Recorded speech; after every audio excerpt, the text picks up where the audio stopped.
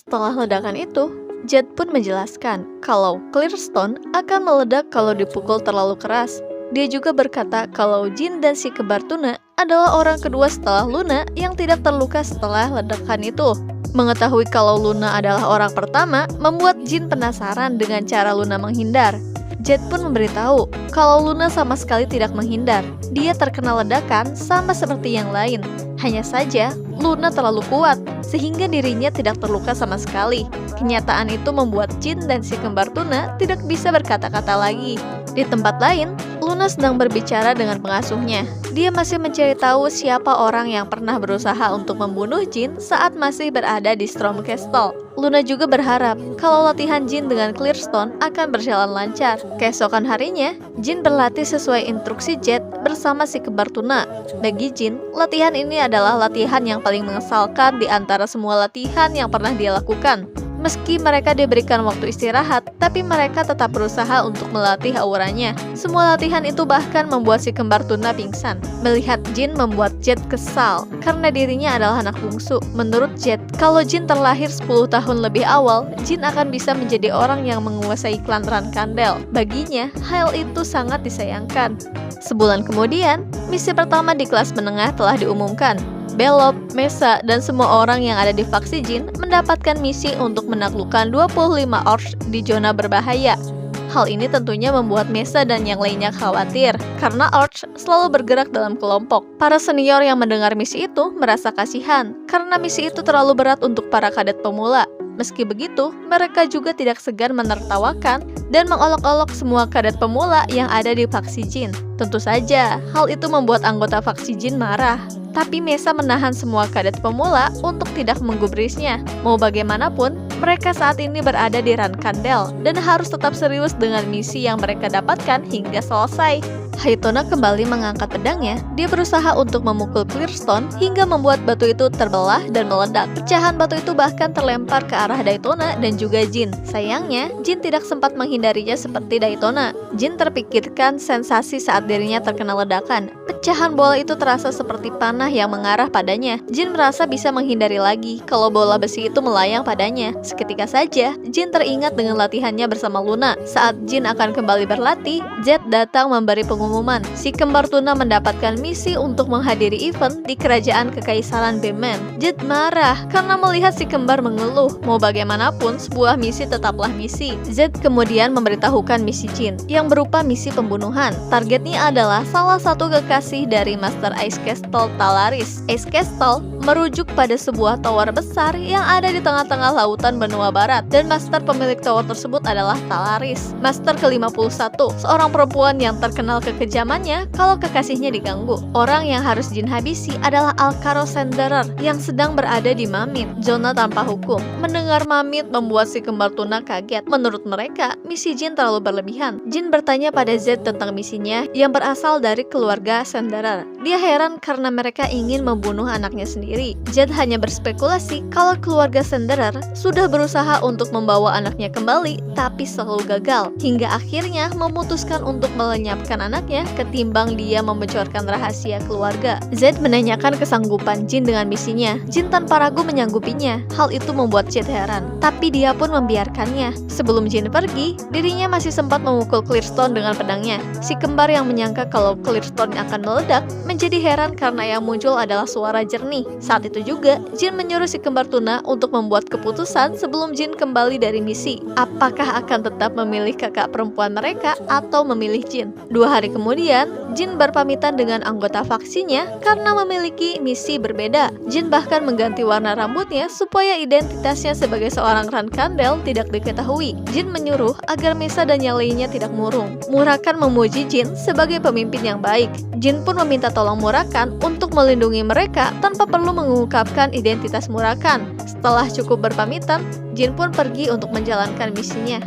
Mamit adalah zona bebas hukum yang ditinggali banyak kriminal kejam yang bahkan kabur dari penjara. Bagi mereka tempat itu adalah surga. Kedatangan Jin ke dalam bar membuat perhatian semua orang teralihkan. seorang kriminal bahkan datang mengganggu Jin. Tapi Jin tanpa segan melawannya menggunakan belati hingga mati. Semua orang yang melihatnya hanya tertawa. Di kehidupan sebelumnya, Master Jin memberitahu Jin kalau dirinya harus menunjukkan kemampuan dan nyali yang besar kalau ingin diterima di zona bebas mamit. Sang bartender pun datang membawa makanan untuk Jin. Dia berkata kalau makanan itu tidak diracun. Jin tahu kalau racun itu adalah hal yang sangat dilarang di mamit. Setelah memberikan 1 koin emas, Jin pun menanyakan keberadaan Heister yang merupakan masternya. Sayangnya, bartender itu tidak yakin. Setelah mendapatkan cukup informasi, Jin pun pergi menuju penginapan Moonlit Well. Dia tahu kalau Alcaro adalah anak haram dari Consenderer yang manja dan tidak tahu bela diri. Alasannya berada di mamit untuk mendapatkan perhatian dari Master Ice Castle yang tampaknya sedang dekat dengan kekasih baru. Sesampainya di penginapan, Jin melihat Alcaro yang tengah murka karena para penjaganya yang berasal dari Ice Castle tidak bisa membawakannya obat-obatan terlarang. Karena sudah terlalu muak, sang penjaga pun lantas segera membuatnya pingsan. Melihat para penjaga yang melindungi Alcaro membuat Jin kembali berpikir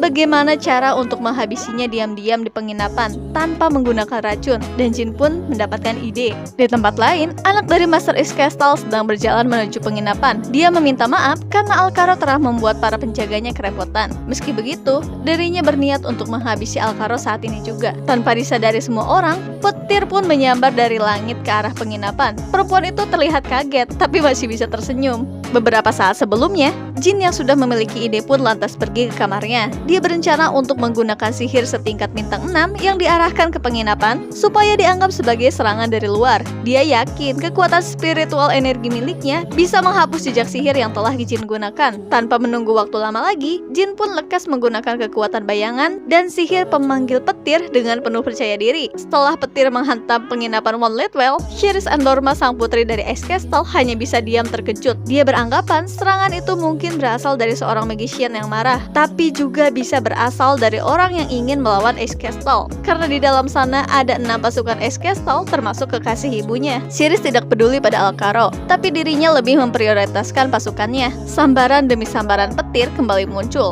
membuat semua orang menjadi semakin ribut. Penginapan itu pun kini hancur berkeping-keping. Jin tidak menyangka kalau kekuatan sihirnya akan setara dengan sihir bintang 7 karena diperkuat oleh spiritual energi. Jin berhasil menghindari luka serius karena liontin pemberian Luna. Jin melihat semua pasukan dari Ice Castle yang terlihat seperti masih hidup. Saat Jin akan mencari Alcaro, tiba-tiba saja tatapannya bertemu dengan Shiris yang heran karena melihat ada orang yang seusianya di mamit. Jin sangat kaget luar biasa. Dia tahu kalau perempuan itu adalah anak dari Master Ice Castle. Setelah mendengar percakapan Shiris yang ingin menghabisi Alcaro, membuat Jin lepas tangan. Dia hanya berharap agar Shiris tidak mengingat wajahnya. Shiris yang mendapatkan informasi kalau Alcaro telah mati pun lantas mengangkat pedangnya dan memberitahukan pengumuman kalau mulai saat ini Hidden Village alias Ice Castle akan mengambil alih penginapan Moonlit Well. Tentu saja, banyak orang yang tidak terima dan memprotes. Mereka bahkan menuduh Ice Castle sebagai dalang serangan. Mendengarnya, membuat Shiris langsung menebas mereka tanpa ampun.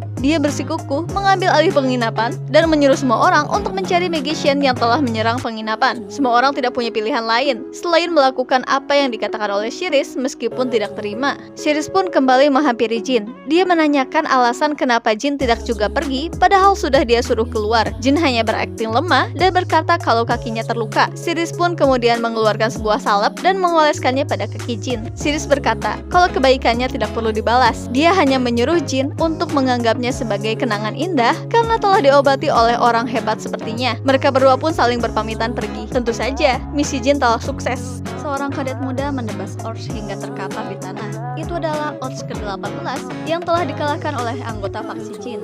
Meski mereka senang, Mesa tetap menyuruh untuk tidak lengah karena masih ada 7 Orcs lagi yang harus mereka hadapi. Mesa juga merasa aneh karena Orcs yang biasanya bergerak berkelompok kini bergerak sendiri-sendiri. Tanpa mereka sadari, Murakan mengawasi dari belakang. Dia pula yang membuat para Orcs bergerak sendiri-sendiri karena ancamannya. Saat mengawasi faksi Jin, Murakan merasakan hawa keberadaan makhluk lain. Murakan bersyukur kalau anggota faksi Jin masih berada di bintang 3, sehingga mereka tidak akan bisa merasakan barir yang Murakan buat. Belop bahkan hanya merasa kalau hari semakin gelap. Dalam wujud naga, Murakan pun menghadang makhluk yang tiba-tiba datang itu, relik kuno yang bernama Cemetery Giant. Murakan heran, kenapa makhluk yang seharusnya melindungi makam dewa yang telah mati bisa ada di sini. Dia bahkan sudah memusnahkan mengalahkannya 2000 tahun yang lalu. Murakan pun mengalahkan Cemetery Giant hanya dengan satu serangan. Dia merasa kalau hal ini tidak ada hubungannya dengan Jipal. Murakan juga memperkirakan kalau di masa depan Jin kemungkinan bisa melawan Jipal. Di tempat lain, Borpat si Transformer panik karena Cemetery Giant miliknya hancur. Visual, sang wakil ketua Kizelo, menyuruhnya untuk tenang. Dia juga tahu kalau yang menghancurkannya adalah naga bayangan. Visual pun berencana untuk segera menghubungi keluarga Jipal. Jet sangat senang karena Jin kembali dengan selamat setelah menyelesaikan misinya. Setelah kelas bubar, Jin kembali berkumpul dengan anggota faksinya. Di saat yang sama, senior lain membicarakan betapa beruntungnya Jin bisa menyelesaikan misinya. Kak Jin juga ada di sana bersama mereka. Mereka bahkan merasa tidak adil dengan kehidupan. Perhatian mereka pun teralihkan pada Jin yang tiba-tiba berjalan ke arah mereka. Jin berkata kalau dia bisa mendengar semua obrolan mereka tadi. Jin juga tidak lupa menanyakan kabar Taan Kak Jin. Dia menjawab kalau tangannya berhasil disambungkan dokter karena Jin memotongnya dengan rapi. Setelah sekian lama beradu omong dengan Kak Jin dan kawanannya, Jin pun lantas mengeluarkan pedangnya. Menurut Jin, jauh lebih baik mengajaknya bertarung ketimbang membicarakannya di belakang. Terlebih karena Kak Jin merupakan kadet terkuat di kelas menengah. Jin dan Kak Jin pun bertarung. Meski serangan Kak Jin agak berat untuk ditahan, tapi Jin tidak mengeluh. Kak Jin lantas menyerang Jin berturut-turut. Saat itulah Jin merasa kalau dirinya bisa melihat pola serangan Kak Jin, sama seperti saat terkena ledakan batu dari Haitona. Jin pun menuntaskan pertarungan hanya dengan 3 gerakan. Pedang Kak Jin bahkan sampai patah dibuatnya. Saat itulah Jin mengatakan kalau dirinya sudah mencapai bintang 5. Jin juga berkata kalau dirinya tidak pernah melakukan duel yang tidak bisa dia menangkan. Si kembar Tona yang baru datang pun kaget melihat Kak Jin yang telah dikalahkan oleh Jin. Kak Jin pun melapor, Anne dan Mio tidak percaya kalau Kak Jin kalah. Mereka juga tidak percaya kalau Jin yang masih berusia 15 tahun bisa mencapai bintang 5 dalam waktu singkat. Mereka kemudian berencana untuk mengirim orang terkuat di misi Jin berikutnya. Mereka ingin misi baru itu menjadi kuburan Jin.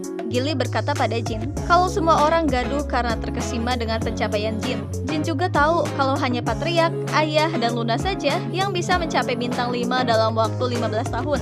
Jin juga tidak menyangka bisa mencapai bintang 5 karena selama ini dirinya hanya berlatih seperti biasa saja. Jin hanya menyimpulkan kalau salah satu dari ketiga kekuatan utamanya, baik itu sihir, energi bayangan, dan aura menjadi lebih kuat, maka kekuatannya lainnya juga meningkat. Hanya dia yang punya 3 kekuatan sekaligus. Jadi Jin tidak punya informasi apa-apa. Jin berkata pada Gilly kalau saudara-saudaranya tidak akan tinggal diam setelah mendengar pencapaian Jin, termasuk Kak Joshua yang sudah digadang-gadang akan menjadi patriark berikutnya. Joshua Rankandel adalah pewaris kedua Rankandel setelah Luna. Dia maju menjadi pewaris setelah Luna mengumumkan diri mundur dari perebutan tahta patriark. Dia juga didukung oleh ibunya, Rosa Rankandel. Meski menyembunyikan kekuatan adalah hal yang baik, tapi Jin memutuskan untuk mengungkapkannya dan mengambil keuntungan. Dia juga tahu kalau kabar tentangnya akan dicetak di koran-koran di seluruh dunia. Meski Murakan mengatakan Jin sombong, tapi Jin tahu kalau ayahnya pasti akan segera datang. Sejak dulu, ayahnya ingin orang lain selain Joshua yang mengambil tahtanya. Hanya Luna yang kemampuannya diakui oleh ayahnya, tapi Luna malah tidak tertarik dengan tahta. Joshua pun mendapat posisi menjadi pewaris patriark berikutnya,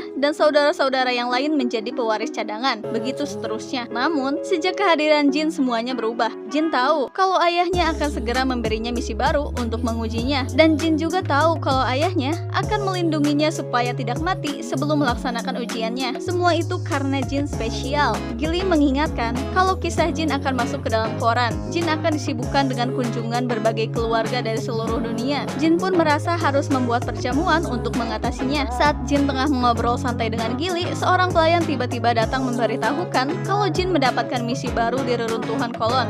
Rosa Rankandel yang mengetahui hal itu lantas marah besar. Dia tidak terima kalau saudara-saudara Jin berani mengirim Jin misi ke wilayah Jipal. Jin pun sampai di ruangan ibunya. Hampir semua saudaranya yang sudah menjadi flag bearers ada di sana. Ibu Jin pun berkata kalau dirinya akan membatalkan misi yang diberikan pada Jin. Seketika saja Anne dan Mio protes. Ibu Jin marah karena mereka hanya berpikir untuk membunuh Jin. Anne dan Mio membalas kalau itu memang sudah bukan hal yang aneh di keluarga Rankandel. Selama ini mereka selalu bersaing antar sesama pewaris sejak kecil. Mereka tidak terima kalau Jin begitu dilindungi olehnya. Rosa Rankandel berkata kalau dirinya melindungi Jin karena Jin bisa mencapai bintang 5 dalam waktu 15 tahun, tidak seperti yang lainnya. Rosa bahkan menegaskan kalau mereka tidak berhak mendapatkan perlindungan darinya.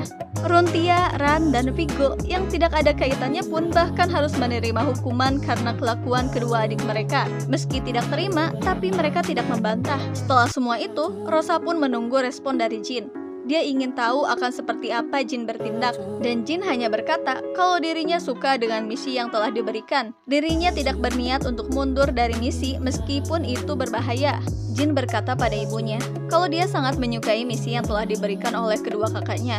Kalaupun misi itu berat, tandanya kedua kakaknya percaya dengan kehebatan Jin, meski pada kenyataannya mereka hanya ingin melukai Jin. Rosa bertanya ulang pada Jin, tapi dia tetap bersikukuh untuk menjalankan misi. Jin juga berkata kalau dirinya berhasil kembali dari misi, Jin ingin meminta pedang yang ibunya sita dari kedua kakak laki-lakinya sebagai hadiah. Sontak saja, Ran dan Vigo kaget. Ran juga berkata kalau Jin memang menginginkannya, dia bisa memberikannya satu. Tapi Jin tidak perlu mengambil misi itu. Dia harus tetap hidup sampai ayah mereka datang. Jin merasa aneh dengan sikap Ran yang menentangnya, tapi sejak awal tidak melarang Anne dan Miu. Ibunya lantas menengahi dan menyanggupi keinginan Jin. Jauh di lubuk hatinya, ibu Jin sengaja merendahkan anak-anaknya yang lain karena tidak ingin Jin bersikap seperti Luna, dan untungnya Jin berbeda.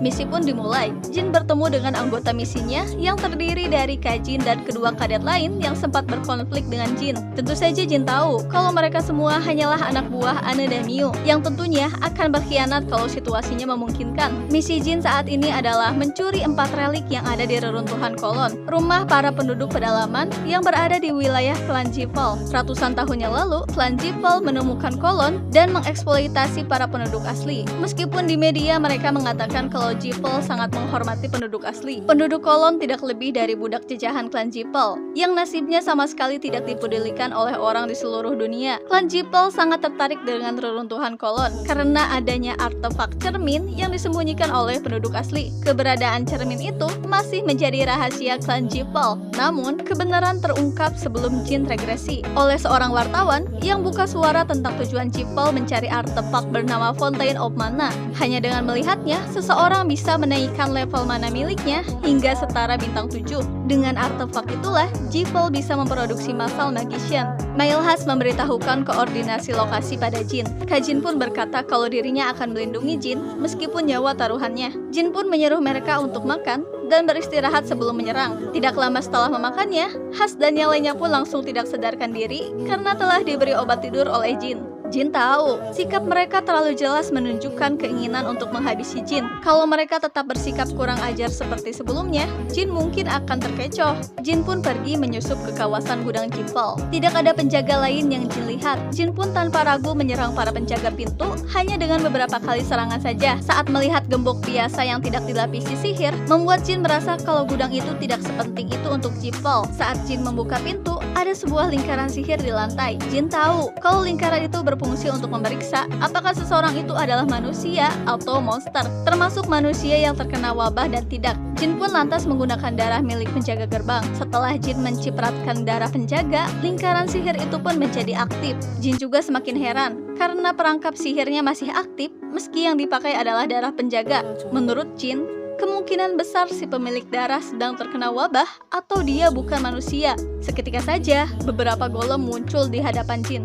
Jin mau tidak mau menggunakan sihir untuk menyerang para golem. Pertarungan pun sudah tidak bisa terhindarkan lagi. Jin beberapa kali menyerang, meski tidak berefek banyak. Jin kemudian menggunakan pedangnya yang dilapisi aura.